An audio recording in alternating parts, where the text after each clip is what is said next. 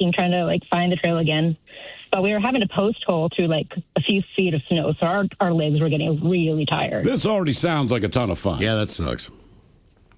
Well, we were terrified because actually at one point around midnight, our legs were already starting to give out, and we had like 30-pound packs on our back. So we actually had found a dry spot under some trees to like pull out the bags and like maybe catch some rest. But then we had one of our friend's dogs with us, and the dog started just going crazy. And it turned out it sighted a bear nearby. So we, in our backpacks, we actually had like teriyaki pork or something that we were going to eat that day.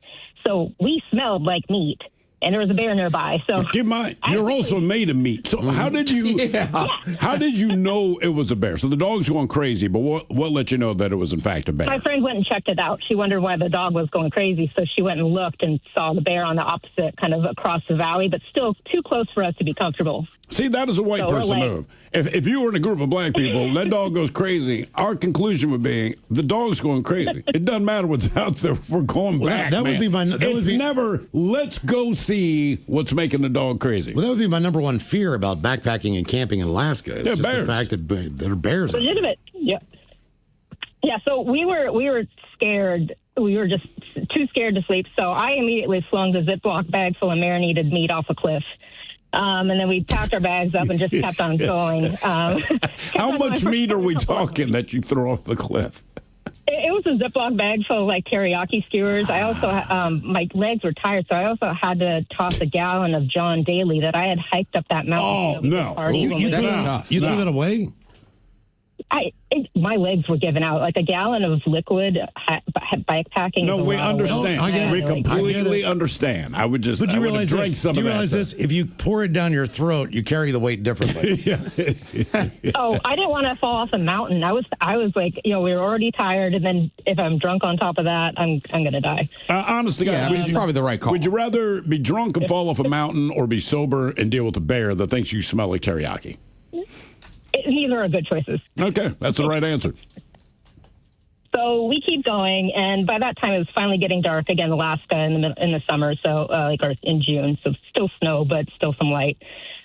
We were sitting at the bottom of this kind of small valley, and one of our friend who is supposed to know the area goes, I think I recognize that ridge line. She hikes up the hill. The other two of us are like down below because we're too tired and we don't want to hike up and then have to backtrack. We hear her scream at the top of, like, over the hill. So we're like, crap, the bear's got her or something. We go hauling up there to, like, save her or see what's going on. And she found the trail finally. She's, like, doing this happy dance. And my other friend, like, was so happy, too. She goes, oh, my gosh, I've been so terrified tonight that I haven't even bothered to stop to pee. I'm going to finally pee. So I have my camera out. I'm taking pictures because I want to, like, remember this. So I didn't really hear her because we were too busy shrieking and, like, laughing.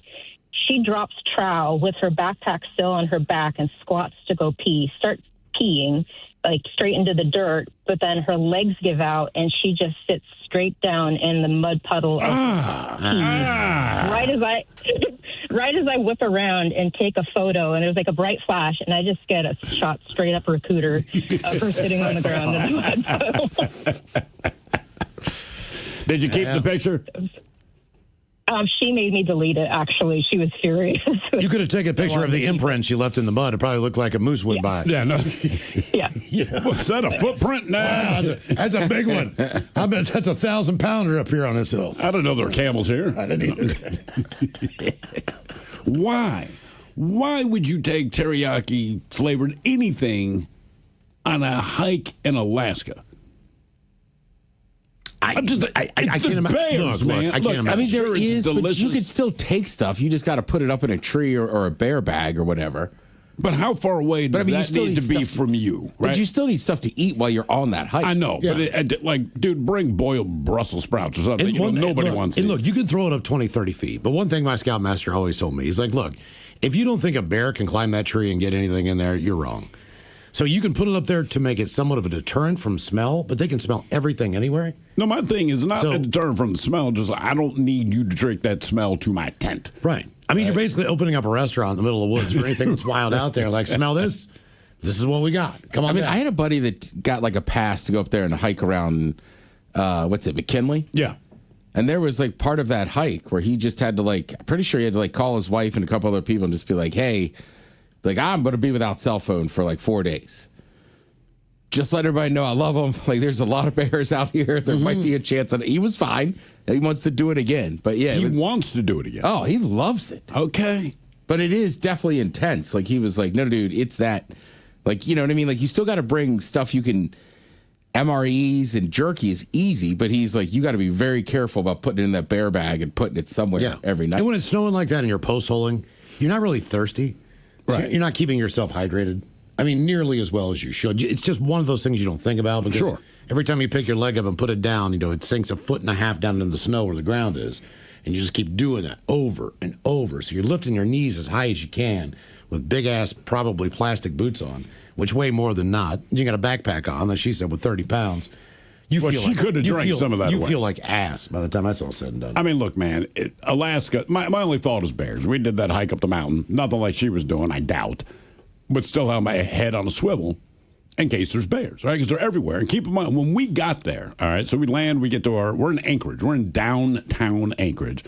And they have the newspaper sitting on the table when you go into the hotel room. Miles just reads this headline, something like second jogger attacked in the last at Centennial Park. Couple of weeks at Centennial Park. By a bear. And I just said, look, man, here's how we solve that problem. Don't go to Centennial Park. So we look at a map to find Centennial Park, and what we realized was when you look out of our window, directly across the street was Centennial Park. Yeah, we walked outside, man. There's a big wrought iron grate sign. Yeah. Centennial Park. I'm like, we are downtown. Yeah. This bear is rolling through downtown. It was right between the Marriott and Captain Cook's hotel. I mean, it was directly downtown in Anchorage. Yeah. This was a grizzly bear. So when we're walking around at night, man, smoking cigarettes half drunk, it sounds stupid. Even though we're downtown, it's like, man, keep your eyes open for that goddamn grizzly bear. Because that thing is somewhere around here. So I can't imagine walking out of the woods. I got teriyaki. No, man. Can't do it. Check your flavors before you go. I just can't imagine cooking meat on an open flame or on a pink one stove, out in the middle of Alaska, knowing that that the only thing that it smells good to other than you is everything else in the wild around you. I mean, that'd be like tying a pork chop to your neck and jumping into the Amazon because there's piranha. Okay, the one time that we went camping with Boy Scouts, where we actually had to put all of our food into bear-proof canisters. Yeah. They were kind of heavy on the fact let's not do anything that's terribly pungent here, guys. Let's stick with dehydrated meals that you then have to What did you guys basically eat? What has the least scent? So they actually do have little packages that are just dehydrated meals they're basically MREs that you can get at REI and stuff like that. Sure. So I think I had a spaghetti with meatballs.